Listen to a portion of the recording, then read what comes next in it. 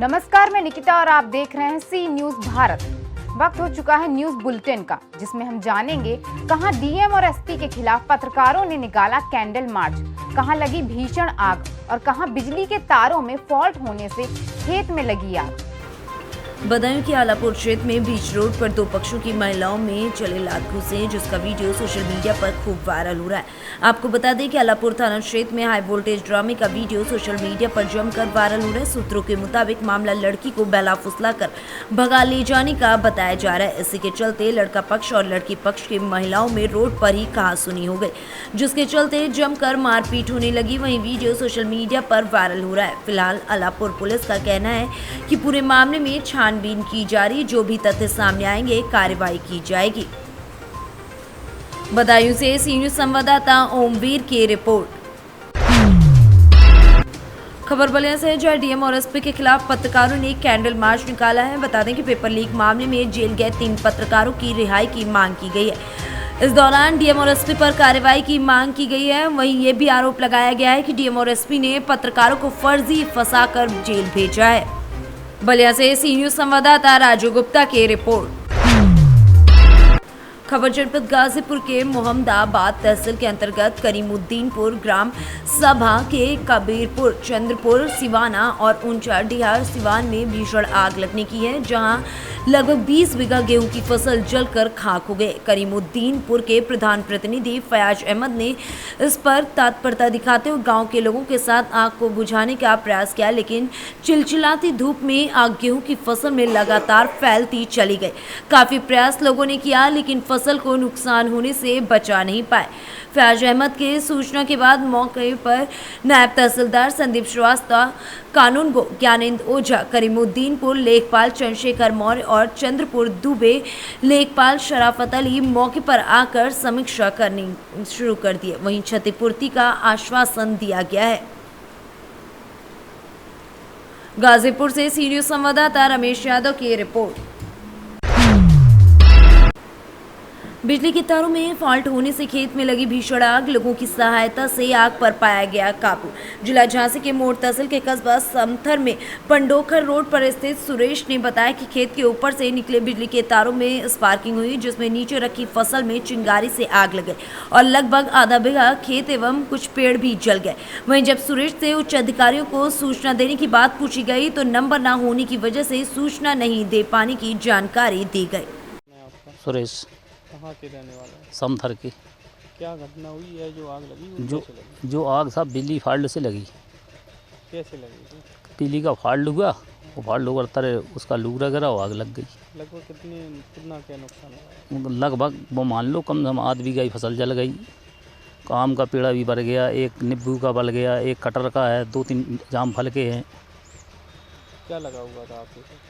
पिसिया इसकी सूचना आपने अधिकारियों को दी क्या? अधिकारियों साहब मेरे पास नंबर नहीं था, इसलिए नहीं ले पाई।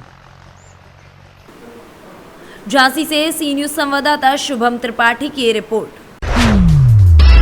सिलवानी के कस्बा बमौरी में साहू समाज सामूहिक विवाह सम्मेलन तैयारियों को लेकर सिलवानी पहुंचे प्रदेश अध्यक्ष ताराचंद साहू एवं जिला अध्यक्ष महेश साहू। धर्मशाला परिसर में बैंडबाजों के साथ अगवानी कर फूलमाला पहनाकर स्वागत किया गया। तत्पश्चात भक्त शिरोमणि मां कर्मा देवी के समक्ष दीप प्रज्वलित कर आरती की गई। समाज उत्थान को लेकर कई मुद्दों से प्रदेश अध्यक्ष को अवगत कराया गया, जिस पर प्रदेश अध्यक्ष ताराचंद साहू ने गंभीरता दिखाते हुए सभी को एकजुटता के साथ रहकर कंधे से कंधा मिलाकर चलते रहने की बात कही। उन्होंने कहा कि जो जहां जिस पार्टी में है वहां रहे, लेकिन जब हमारे साहू समाज के व्यक्तित्व के परिवार पर कोई पीड़ा आती है, संकट आती है, तो हमारा फर्ज बनता है कि हम उसका एक साथ मिलकर साथ दें।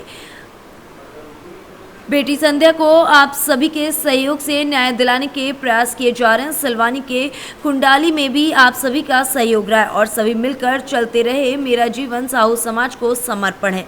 मां कर्मा का जब जब जैसा आदेश प्राप्त होता रहेगा मैं स्वीकार करता रहूंगा। उन्होंने कहा कि समाज मेरे लिए सबसे पहले। सिलवानी तहसील समाज गौरवशाली है, जिस भूमि पर कन्या विवाह महायज्ञ आयोजन होने जा रहा है।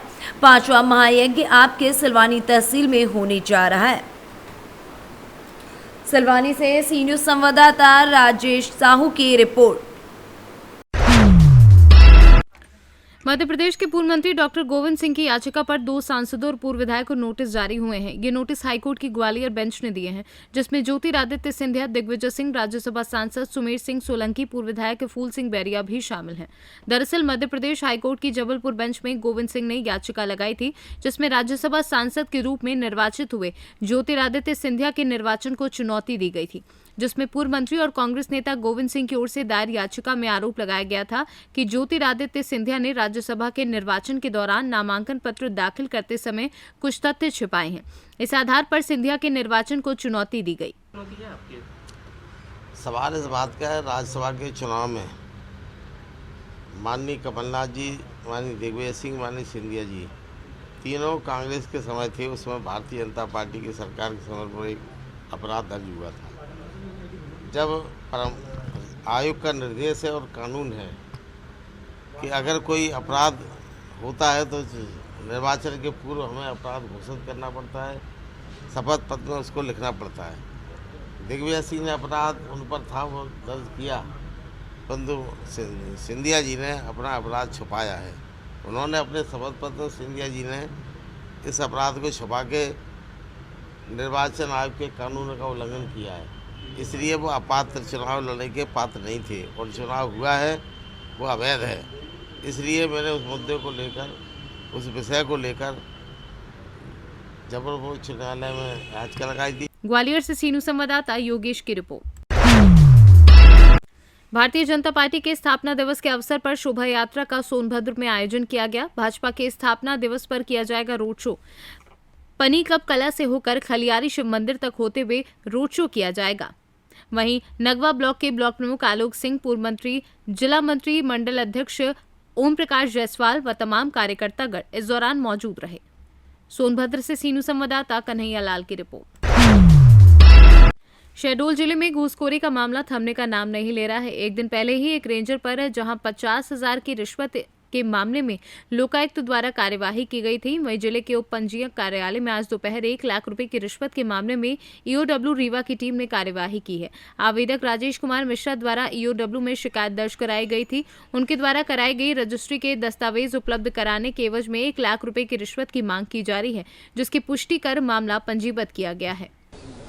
जिला उप पंजीयक जिला शहडोल के विरुद्ध आवेदक राजेश कुमार मिश्रा द्वारा एक आवेदन पत्र दिया गया था कि इनके द्वारा कराई गई रजिस्ट्रियों की कॉपी प्रदान करने हेतु रिश्वत की 1 लाख रुपए रिश्वत की मांग की जा रही है, जिसका सत्यापन किया गया और सत्यापन के पश्चात मांगा जाना पाया गया, जिससे अपराध दर्ज किया गया।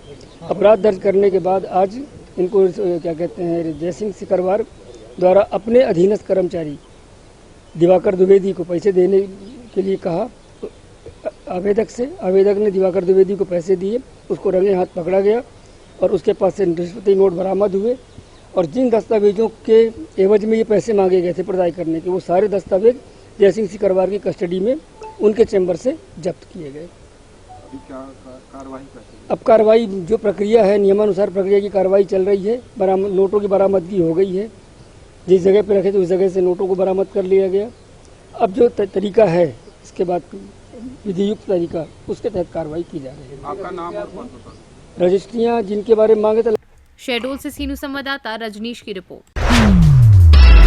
शहडोल में हाथियों के दल ने 2 ग्रामीणों को कुचला। महुआ बीनने गए पति मोतीलाल बसोर व पत्नी मुलियाबाई को कुचला, मौके पर मौत। छत्तीसगढ़ के शहडोल पहुंचा हाथियों का दल, 7 की संख्या में है हाथियों का दल, दहशत में है ग्रामीण। वन विभाग मौके पर मौजूद, वन अमला और पुलिस स्टाफ हाथियों पर नजर बनाए हुए है। शहडोल से सीनू संवाददाता रजनीश शर्मा की रिपोर्ट।